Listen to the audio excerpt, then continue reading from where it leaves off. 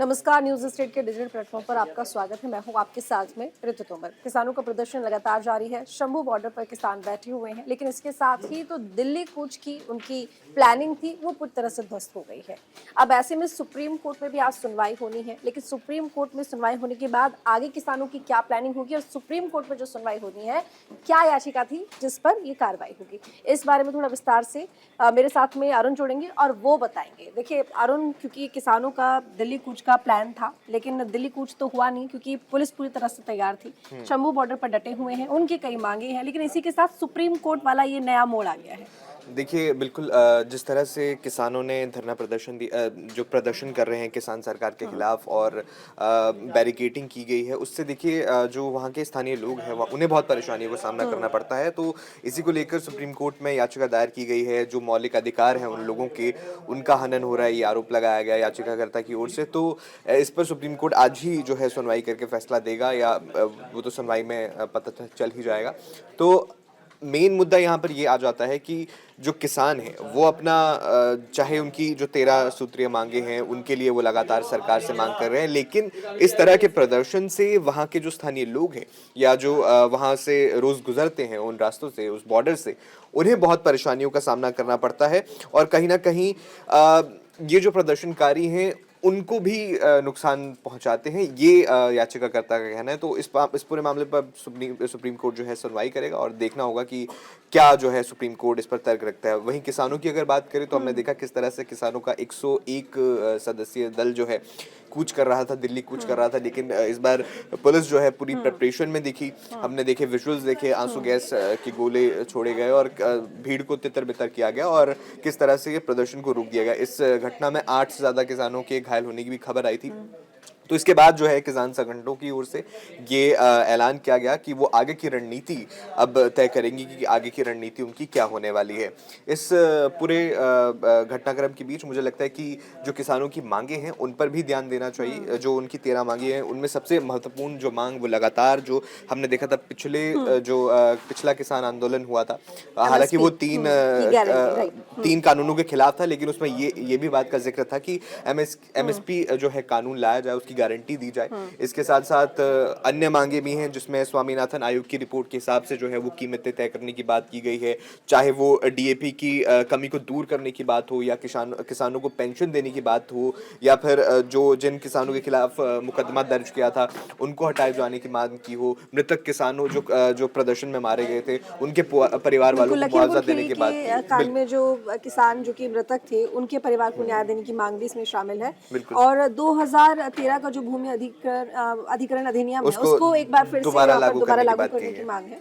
और भी I think कई ऐसी मांगे हैं किसानों की जिसको लेकर ये प्रदर्शन जारी है।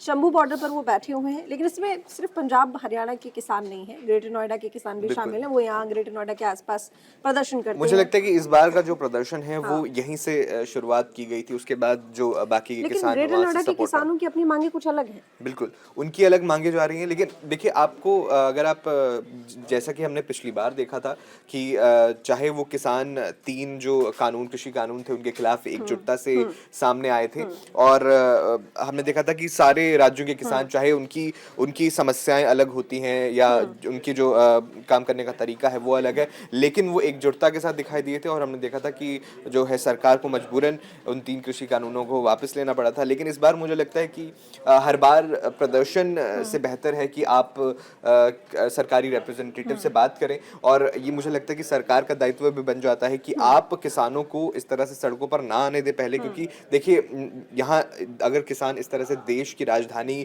के बॉर्डर पर आकर बैठ जाएंगे और जो आवागमन है वो नहीं होने देंगे, तो बिल्कुल नुकसान, तो आर्थिक नुकसान भी होता है उसका, और एक किसानों की साइकोलॉजी पर भी बिल्कुल। लेकिन इसके साथ ही अरुण एक बात और, क्योंकि देखिए याचिका ये डाली गई कि आप हाईवे पर बैठे हुए हैं, सड़क जाम करके आप बैठे हैं, तो जाहिर तौर पर ये आम आदमी के मौलिक अधिकारों का हनन है, दूसरा बीएनएस का उल्लंघन है। बिल्कुल सुप्रीम कोर्ट इस मामले को लेकर आप क्या निर्देश दे सकता है? दूसरी बात ये कि चलिए ये सुनवाई तो चलती रहेगी, लेकिन आगे किसानों का अब क्या निर्णय होगा, किस तरह की प्लानिंग होगी? क्योंकि दिल्ली कूच का जो उनका प्लान था वो तो फेल हो गया। जाहिर तौर पर प्रशासन दिल्ली कूच तो किसानों को करने नहीं देगा।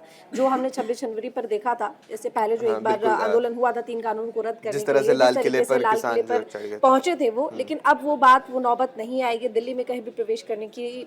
मुझे नहीं लगता कि उनकी कोशिश किसी तरह से सफल होगी। लेकिन आगे क्या रणनीति हो सकती है? क्या इसी तरह से जैसे 3 कृषि कानूनों के आंदोलन पर वो लगातार साल भर बैठे रहे, क्या इस बार भी बैठे रहने वाले हैं या कोई बीच का रास्ता निकल सकता है? देखिए सबसे पहले तो जिस तरह से आपने सुप्रीम कोर्ट का जिक्र किया कि सुनवाई है, तो हमने देखा था कि पिछली बार भी इस तरह की जो है याचिकाएं डाली गई थी और सुप्रीम कोर्ट ने साफ कहा था कि इस तरह से आप देखिए, आपका प्रदर्शन करना आपका अधिकार है, लेकिन दूसरों के मौलिक अधिकारों पर भी जो है ध्यान देना ज़रूरी है। मुझे लगता है कि इस बार भी कोई सख्त टिप्पणी सुप्रीम कोर्ट की ओर से दी जा सकती है। वो तो हालांकि वो जुडिशरी का मैटर है, वो अभी जैसे ही प्रोसीडिंग्स आएंगी तब हमें पता लग जाएगा। इसके अलावा अगर मैं बात करूं कि जो किसान है उनकी आगे की रणनीति क्या होने वाली है, तो देखिए बिल्कुल जिस तरह से आपने जिक्र किया कि दिल्ली कूच पिछली बार जो हुआ था और 26 जनवरी का वो हम सबको याद है किस तरह से वो एक हिंसात्मक काफ़ी हो गया था मामला।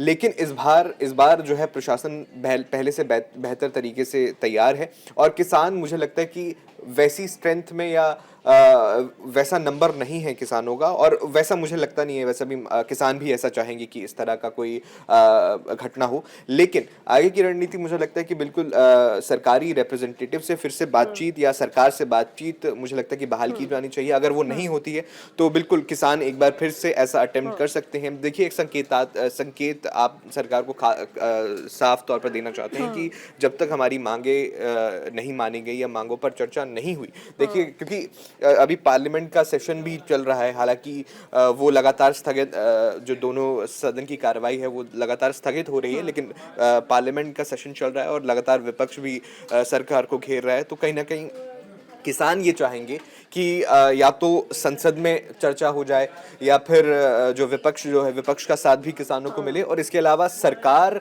जो है उनकी मांगों को एटलीस्ट सुने और उन पर डिस्कशन हो। देखिए, मुझे लगता है कि किसानों की रणनीति चाहे जो भी होती है, लेकिन फिलहाल ये सबसे बीच का रास्ता तो यही रहना चाहिए कि जो किसान हैं और सरकार है एक बार एक मंच पर आएं और बातचीत करें कैसे इससे पहले भी शायद बातचीत की कोशिश की गई है, लेकिन देखिए वो सफल नहीं रही। बिल्कुल देखिए, किसान अपनी मांगों पर अड़े हैं, सरकार जो है भी ग्राउंड नहीं देना चाहती है, तो नेगोशिएशंस का दौर तो जारी है। लेकिन एक तर्क ये दिया जाता है कि किसान इस तरह का जो दिल्ली कूच है वो कर सरकार को प्रेशराइज करने की कोशिश कर रहे हैं कि एटलीस्ट उनकी कुछ मांगे तो मान ली जाए। मुझे लगता है कि एमएसपी का जो मांग है उसकी उस पर चर्चा बेहद अहम हो जाती है। लेकिन ये सरकार एक ऐसी मांग है अरुण, जो कि किसान आंदोलन से लेकर अभी तक जारी है, और उनका ये कहना है कि आपने चलिए आपने जो कानून था वो तो रद्द कर दिया, लेकिन एमएसपी को लेकर जो गारंटी कानून की बात की जा रही थी उसको लेकर आपने अपनी तरफ से और उसके बाद हमने किसी तरह का कोई कानून बनाने के लिए कोई कदम नहीं उठाया। अब एक बार फिर से आप क्योंकि आंदोलन सामने आया है तो एमएसपी को लेकर बड़ी मांग है और मेन मुद्दा एमएसपी का ही है।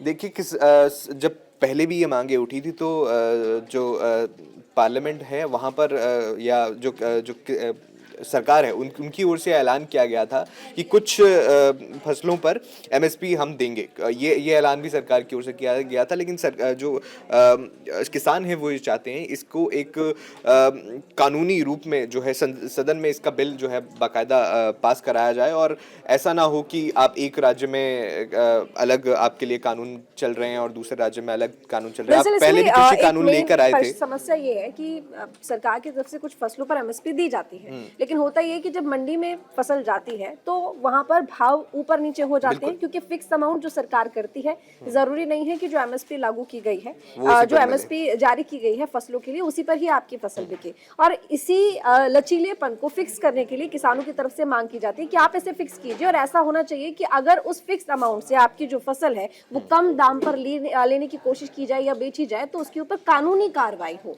ताकि किसान को किसी तरह का नुकसान ना हो। लेकिन इस मामले को लेकर कानून बनाने की मांग तो किसान कर रहे हैं, सरकार की तरफ से बस ये कहा गया है कि जो एमएसपी है वो जारी की जाएगी, अमाउंट फिक्स रखा जाएगा, लेकिन इसकी कोई गारंटी नहीं है कि आप बाजार में जाएंगे तो उसी फिक्स अमाउंट पर आपकी फसल बेची जाएगी या फिर नहीं। खैर, देखना होगा कि आखिर आंदोलन कहां तक जाता है। मांगे कई हैं, फिलहाल सुप्रीम कोर्ट में भी मामला चला गया है, तो हो सकता है कि इस आंदोलन की दिशा बदल जाए। जानकारी आपको कैसे लगी कमेंट करके जरूर बताएगा, लाइक कीजिएगा, शेयर कीजिएगा। धन्यवाद।